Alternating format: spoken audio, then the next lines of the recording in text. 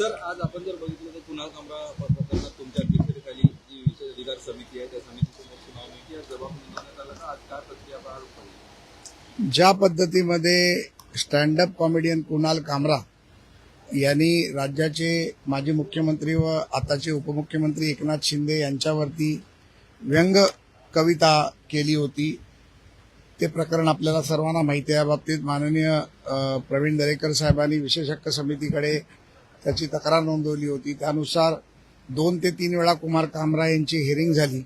आज दरेकरांची आणि कामरांची समोरासमोर साक्ष नोंदवली गेली. त्या साक्षीमध्ये दरेकरांनी केलेले आरोप हे त्यांच्यासमोर वाचले गेले आणि दरेकरांनी देखील ते वाचून दाखवले. तसेच काही प्रश्न समिती अध्यक्ष म्हणून मी कुणाल कामरांना विचारले, पण त्यावरती त्यांचं म्हणणं असं होतं की मी चूक केलेलीच नाही. त्यामुळे आजची त्यांची साक्ष नोंदणी पूर्ण झालेली आहे. सदर प्रकरणामध्ये सुषमा अंधारेंना देखील नोटीस बजावली होती, परंतु त्यांची तब्येत खराब असल्याचं त्यांनी पत्र पाठवलं आणि ते हॉस्पिटलमध्ये ॲडमिट आहे. त्याचं देखील त्यांनी पत्र पाठवल्यामुळे त्यांची आज साक्ष नोंदवली गेली नाही. येणाऱ्या 10 ते 12 दिवसात सुषमा अंधारेजींची पण साक्ष नोंदवली जाईल प्रवीण दरेकरांच्या समोर आणि त्यानंतर लवकरात लवकर या बाबतीतला निर्णय समिती घेईल. काय नेमकी शिक्षा जी आहे त्या सगळ्या प्रकरणात? नाही, अशी शिक्षा सांगता येत नाही ना. आम्ही त्यांना शिक्षेच्या बाबतीत देखील शेवटच्या कॉलममध्ये त्यांचा गुन्हा मान्य असेल तर ते दिलगिरी व्यक्त करणार का, अशा प्रकारचं देखील आम्ही त्यांना एक प्रश्न होता तो देखील मी त्यांना विचारला. त्यावरती त्यांच्या वकिलांनी काही पेपर आम्हाला सबमिट करतो म्हणून सांगितले. आता त्यांचे पेपर काय सबमिट होतात ते त्याबाबतीत काय म्हणतात ते ऐकून मगच समिती योग्य तो निर्णय घेईल. कोणालाही द्वेष भावनेने कोणावरही कारवाई केली जाणार नाही. कोणालाही वाईट नजरेने बघून एखाद्यावरती राग काढण्याचं काम केलं जाणार नाही. समितीने आतापर्यंत 6 निर्णय घेतले. 6 निर्णयापैकी 4 लोकांना दिलगिरी व्यक्त केल्यानंतर माफीनामा दिल्यानंतर आम्ही सोडलेलं आहे.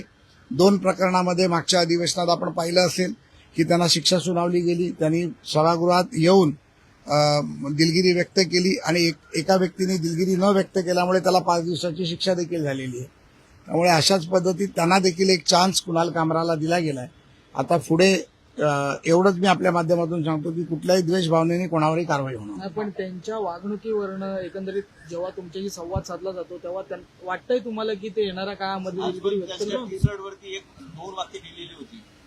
नाही, मी काय त्याचं टी शर्ट बघायला बसलो नव्हतो, त्याच्यामुळे मी काय घातलं ते पाहिलं नाही. परंतु समितीसमोर अतिशय चांगल्या पद्धतीने ते वागले. समितीसमोर आम्ही समितीचा कार्यभार हा मराठीत चालतो, त्यामुळे मागच्या वेळेला मी आणि अनिल परब साहेबांनी त्यांना सांगितलं होतं की पुढच्या वेळी येताना मराठी समजेल असा वकील तुम्ही घेऊन येता. आज ते मराठी समजेल असा वकील घेऊन आले होते. त्यामुळे माझ्या प्रश्नाची मराठीतली उत्तरही त्यांनी काही दिली आणि जी त्यांना नाही कळली ती त्यांनी त्यांच्या वकिलाच्या माध्यमातून समजून घेतली आणि उत्तरं दिली. सर, हिंदी खेद आहे का? खेद असेल तर ते माफीनामा देतील, खेद नसेल तर नाही देणार.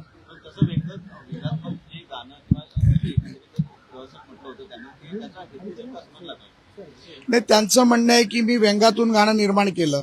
माझा हेतू कॉमेडी करण्याचा आहे आणि कॉमेडी हा माझा व्यवसाय आहे.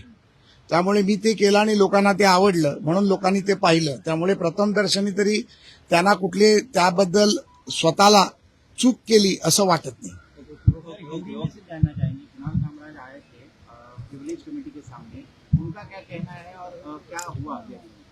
आज कुणाल कामरा जी की ये तीसरी या चौथी हियरिंग थी. आज उनकी साक्ष्य रिकॉर्ड पे लेनी थी, जिसमें माननीय प्रवीण दरेकर जी ने इनके खिलाफ तकरार की थी. तो वो तकरार जो थी उसके सामने क्रॉस क्वेश्चनिंग आज करने का समय था. तो कुणाल कामरा और प्रवीण दरेकर जी की क्रॉस क्वेश्चनिंग भी हुई. उसमें कुणाल कामरा को भी 24 प्रश्न पूछे गए, जिसमें अनेक प्रकार के उन्होंने जो गलतियां की उस बारे में बताने की कोशिश की. कॉन्स्टिट्यूशन के राइट्स के बारे में पूछने की कोशिश की. प्रिविलेज कमेटी के राइट्स के बारे में उनको पूछने की कोशिश की.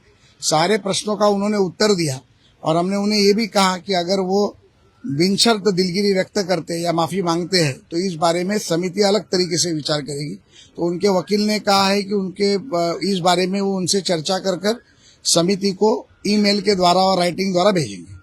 लेकिन हमेशा जब वो हियरिंग के लिए आते हैं अपने टी शर्ट पर एक सार्कास्टिक और एक तरह का सिंबॉलिक मैसेज वो निकल लाते हैं, तो क्या ये नहीं, मुझे लगता है कि मैं उन्होंने क्या पहना था, क्या किया था, वो देखने के लिए मैं बैठा नहीं था। मेरे सामने तो एज अ कॉजी जुडिशरी करके मैं आज उसके चेयरमैन के नाते बैठा था, और वो सामने जो बैठे थे आरोपी के नाते बैठे थे।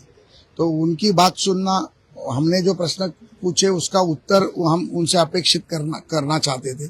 जो उन्होंने उत्तर दिए वो रिकॉर्ड पे लिए गए हैं। अभी उनके राइटिंग में जो सबमिशंस आए वो भी रिकॉर्ड पे लिए जाएंगे। उसके बाद समिति बैठकर इस बारे में आगे कैसे जाना है ये तय करेगी।